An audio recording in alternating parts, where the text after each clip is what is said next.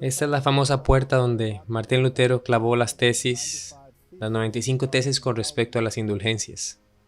Ahora, esta no es la puerta original, esta es una puerta de hierro. El original era una puerta de madera, pero toda esta iglesia fue destruida en la Guerra de los 7 años y la puerta de madera se quemó.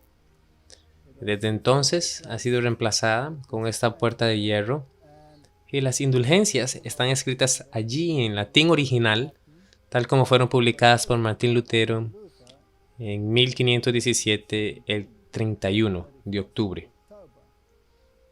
Ahora, ¿por qué publicó estas preguntas contra las indulgencias en esta puerta de la iglesia? Fue porque la posición de la iglesia de que las indulgencias debían aliviar el castigo por los pecados ya perdonados.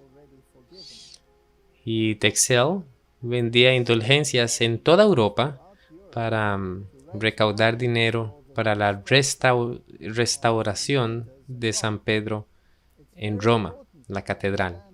Y es muy importante que entendamos el tema de las indulgencias. Indulgencias no son dadas para perdonar pecados. Indulgencias se dan para librar del castigo de los pecados perdonados. En otras palabras, de acuerdo con esta teología, cuando confiesas tus pecados a un sacerdote, son perdonados, pero aún tienes que pagar el precio. Y ahí es donde el purgatorio entra en la escena. El purgatorio no se encuentra en ninguna parte de la Biblia. Es una teología católica que afirma que el castigo por el pecado debe ser pagado. Y esto será pagado en el más allá antes de que uno pueda entrar al cielo. Y es por eso que uno necesita un lugar intermedio llamado purgatorio.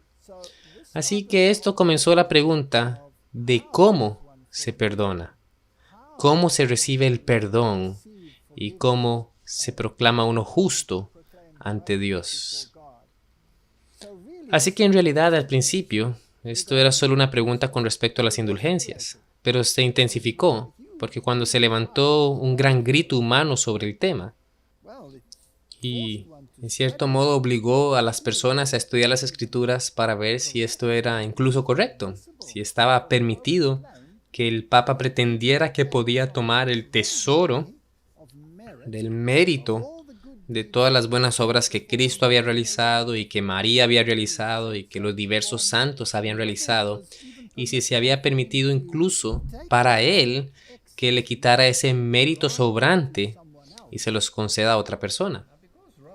Ahora, porque Roma tiene la doctrina sobre el tesoro del mérito, las obras meritorias de estos monjes están disponibles en ese tesoro para que el Papa las dispense en forma de indulgencias.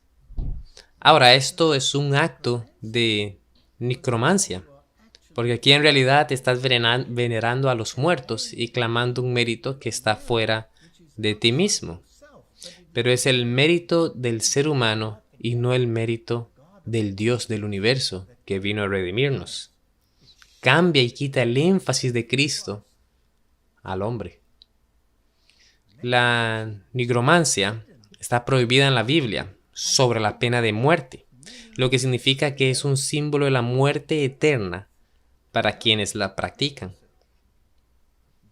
Pero la adoración de los muertos y la exhibición de los muertos es abiertamente practicada en esta institución. De acuerdo con las Escrituras, Cristo pagó el precio de una vez por todos. Y no solo pagó el precio, sino que también cargó con la culpa en la cruz. Así que esto comenzó a rodar la bola teológica y todo el tema de las indulgencias que llevó a la teología subsecuente, o más bien la bien reformada teología, de que los justos vivirían solo por la fe y que las obras no estaban involucradas en absoluto en la salvación. Las obras son las consecuencias de una fe permanente, pero no es un medio para encontrar la paz con Dios o el reconocimiento o el perdón o la justicia con Dios.